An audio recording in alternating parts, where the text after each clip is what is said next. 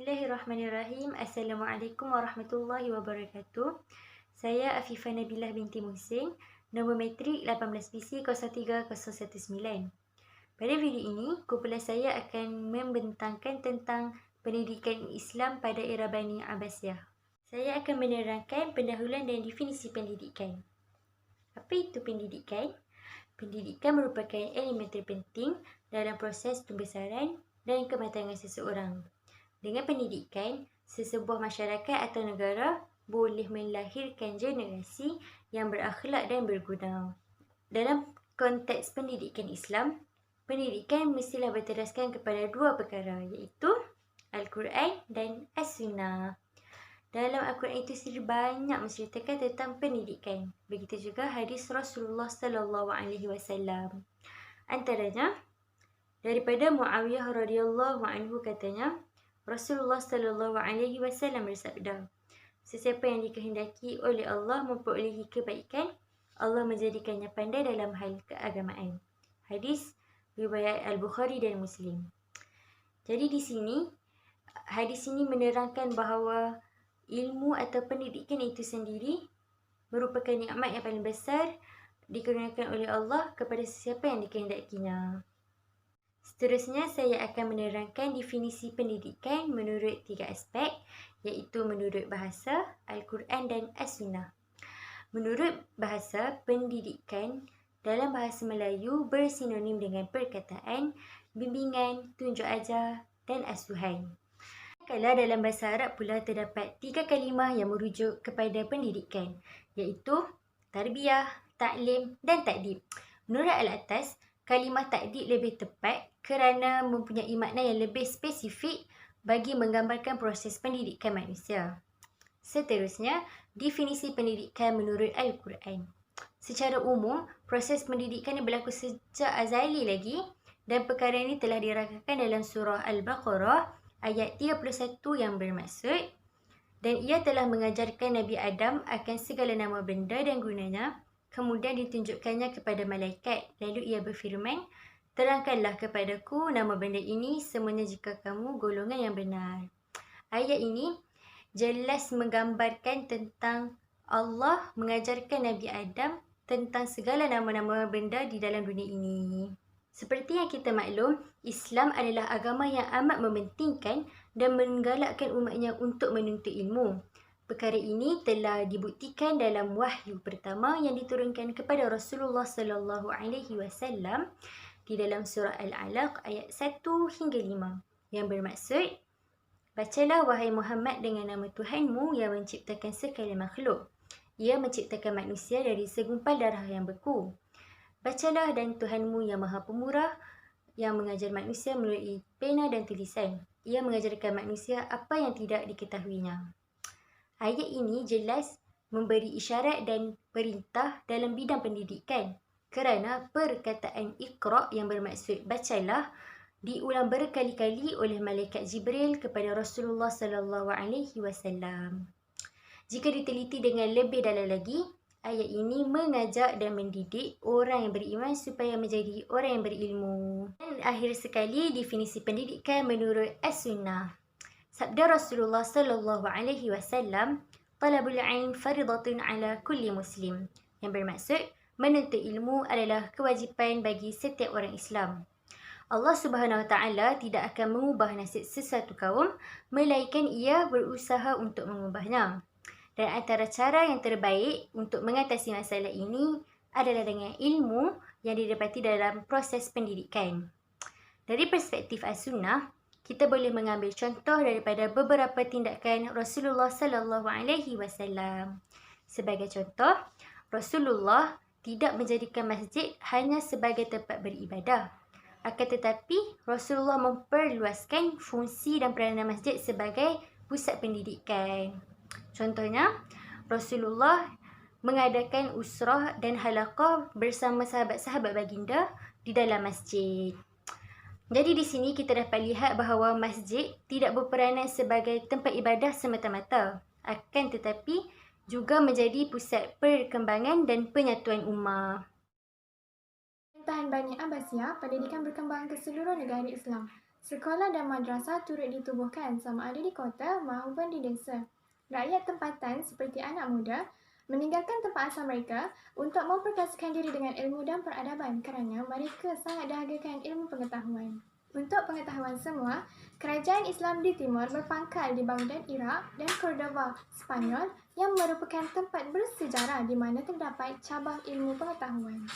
Pengaruh daripada budaya ilmu yang telah lama terjadi membuatkan kerajaan Bani Abbasiyah tetap meneruskan perjuangan dalam memartabatkan kepentingan ilmu dalam kehidupan. Ini ialah penubuhan Madrasah Nizamiyah dan Majlis Munazarah.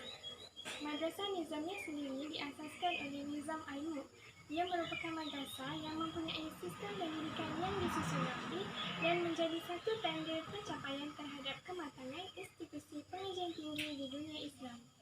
Seterusnya ialah penubuhan Majlis Munazarah. Majlis Munazarah merupakan lembaga pengajian keagamaan yang diselenggarakan di rumah, di masjid dan istana khalifah. Ia merupakan tempat para ilmuwan untuk bertemu dalam perdebatan sesuatu masalah. Nama saya Nur Afifah binti Muhammad Yasin. Nombor matrik 18BC03-021. Okey, poin yang seterusnya yang saya akan bincangkan adalah tentang kurikulum pendidikan pada zaman Bani Abbasiyah. Okey, kurikulum pendidikan zaman Bani Abbasiyah ni dia terbagi pada dua. Yang pertama adalah ilmu nakli dan kedua adalah ilmu akli. Okey, ilmu nakli ni dia adalah ilmu yang berteraskan kepada wahyu. Sebagai contoh, ilmu hadis, ilmu fiqah, ilmu tauhid, ilmu tafsir dan macam-macam lagi. Dan yang kedua adalah ilmu akli, ilmu yang berteraskan akal fikiran. Sebagai contoh, matematik, sains, seni bina, muzik.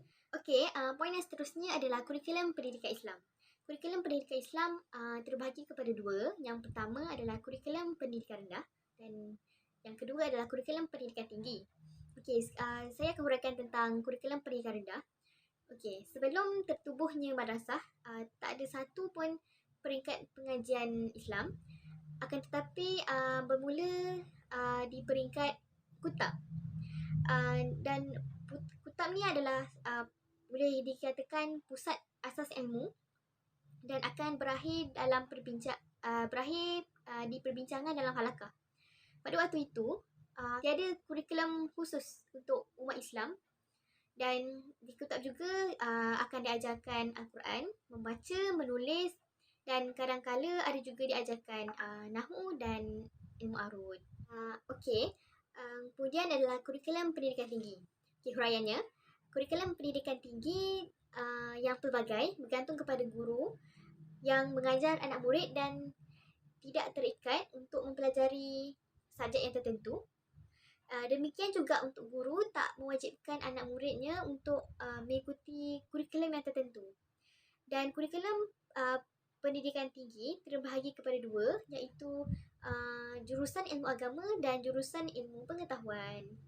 Okey, sekarang saya akan menceritakan tentang tokoh ilmu pada zaman Bani Abbasiyah. Okey, telah lahir ramai sangat tokoh ilmuwan Islam pada zaman Bani Abbasiyah ni. Dan antaranya adalah Khalifah Harun Ar-Rasyid, Al-Ma'mun, Ibn Sina, Imam Al-Ghazali dan ramai lagi. Okey, sekarang saya akan ceritakan tentang Al-Ma'mun. Al-Ma'mun adalah anak lelaki kepada Khalifah Harun Ar-Rasyid. Okey, Al-Ma'mun sangat mahir dalam bidang pendidikan. Beliau bergiat aktif dalam kegiatan terjemahan dari karya-karya Yunani. Beliau menterjemahkan karya-karya dalam bahasa Yunani diterjemahkan ke dalam bahasa Arab. Dan beliau juga mengembangkan Baitul Hikmah ataupun dulu dikenali sebagai Khizanah Al-Hikmah. Hai, Assalamualaikum. Nama saya Nur Syudaimah Muhammad Khairuddin, 18BC 03-024. Antara isu semasa yang dibangkitkan ialah prinsip EFA ataupun Education for All, pendidikan untuk semua yang disasarkan oleh pihak kerajaan. Prinsip Education for All adalah satu mandat global yang berjuang dalam memastikan semua rakyat di seluruh dunia mendapat hak pendidikan. Melalui EFA ataupun pendidikan untuk semua, KPM berhasrat untuk membangun modal insan yang holistik dan seimbang dari pelbagai aspek bagi membentuk masa depan negara yang cemerlang. Seperti yang telah dinyatakan oleh Israwani 4 tahun lepas, Kerajaan mensasarkan misi memastikan pendidikan untuk semua menjelang tahun 2030 tercapai. Menteri Pendidikan Datuk Seri Mazir Khalid berkata, ia merupakan agenda pendidikan baru holistik dan komprehensif dengan skop yang lebih luas. Pendidikan 2030 merupakan agenda utama pendidikan di peringkat global yang perlu dicapai dalam tempoh 15 tahun akan datang. Ia memberi penumpuan khusus kepada matlamat keempat, Matlamat Pembangunan Mampan SDG 4, iaitu memastikan pendidikan berkualiti inklusif dan saksama dan menggalakkan peluang pembelajaran sepanjang hayat untuk semua. Antara subtopik yang disusun bagi subjek pendidikan Islam supaya murid dapat menghayati silibus subjek itu adalah tilawah Al-Quran, akidah, ibadah, adab dan akhlak Islam, sirah nabawiyah dan hadis. Isu semasa seterusnya yang dibangkitkan ialah kemahiran guru pendidikan Islam di sekolah. Kemahiran tenaga pelajar perlulah dimantapkan. Terdapat banyak inisiatif yang telah dijalankan, antaranya ialah menambah baik IPG dan mewujudkan standard kompetensi yang wajib dicapai oleh guru-guru dan bakal guru-guru. Ini kerana tahap kemahiran tenaga pengajar guru-guru masih belum di tahap yang memuaskan. Dr. Mazrul Malik telah mengusulkan latihan dan inisiatif yang akan dilakukan untuk meningkatkan skil dan kemahiran guru di dalam Parlimen pada 3 Disember 2018. Maka KPM bermula pada tahun hadapan akan mengadakan pelbagai latihan-latihan untuk menajamkan lagi skill-skill pedagogi dan juga skill-skill pemikiran di kalangan guru-guru kita. Ini seterusnya dikaitkan dengan tahap penguasaan murid-murid terhadap subjek pendidikan Islam di sekolah. Okay, Assalamualaikum. Nama Zatul Hanan Nur binti Muhammad Azim, 18 BC 03018.